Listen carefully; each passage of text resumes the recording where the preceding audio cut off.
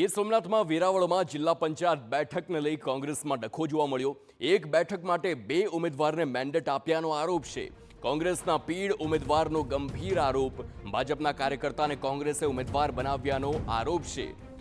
તો સૌની ગામ કાર્યકરો અને ગ્રામ્ય આગેવાનોની બેઠક અને જે પ્રકારનું હાલ સામે આવ્યું છે, ગોવિંદપરા બેઠક માટે કોંગ્રેસે 2 ઉમેદવારને મેન્ડેટ આપ્યાના આક્ષેપ છે।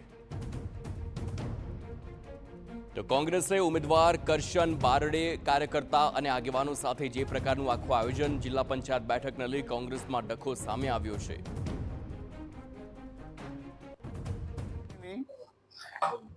છેલ્લા ટાઈમમાં એક બીજ ગામના કોળી સમાજના આગેવાન જે ભાજપનું કામ કરે એનું ઉમેદવારી પત્ર આવ્યું અને એમાં પાછું કોંગ્રેસનું મેન્ડેટ આવ્યું। જે આ ભાઈ લાલ શર્ટ પહેરીને ઉભા છે એ ભાજપના કાર્યકર છે, એને કોંગ્રેસે મેન્ડેટ આજે આપ્યું છે। દુઃખની વાત એ છે, અપમાનની વાત પણ એ છે કે કારડિયા રાજપૂત સમાજનો આખા જિલ્લામાં પ્રભુત્વ છે